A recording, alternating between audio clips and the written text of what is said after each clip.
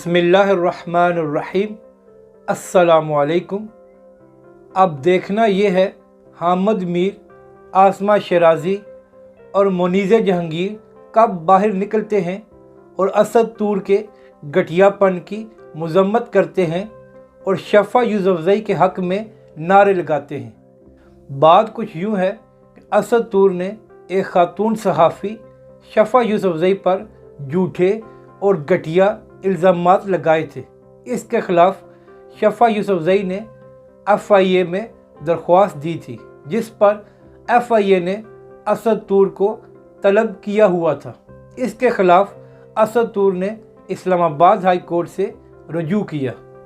आज उसकी समाअत हुई इस्लामाबाद हाई कोर्ट में, तो उन्होंने कहा कि ये एक जेन्युइन मसला है और हम इसको ख़त्म नहीं कर सकते, यानी कि इस मामले को मज़ीद आगे बढ़ाया जाएगा और शफ़ा यूसुफ़ज़ई साहिबा को इंसाफ दिया जाएगा जो उन पर असद तूर ने घटिया और गलीज़ इल्ज़ामात लगाए थे।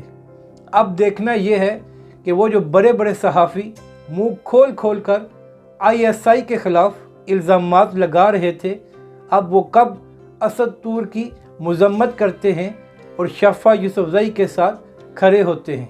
अगर वाकई ही वो सहाफ़त के अलमबरदार हैं और आज़ादी सहाफ़त के लिए काम करते हैं और इसके अलावा उनका और कोई एजेंडा नहीं है, तो इस वक्त वो शफ़ा यूसुफ़ज़ई साहिबा के साथ खड़े होने चाहिए। मगर हामिद मीर, आसमा शराजी वगैरह के मुंह को ताले लगे हुए हैं और इस मामले पर कोई बात नहीं कर रहे, जिससे यही साबित होता है कि इनका आज़ादी सहाफ़त से कोई ताल्लुक़ नहीं है, बल्कि ये बहाने ढूंढते हैं कि किस तरह पाक फ़ौज और ISI पर इल्ज़ामात लगाए जाएं।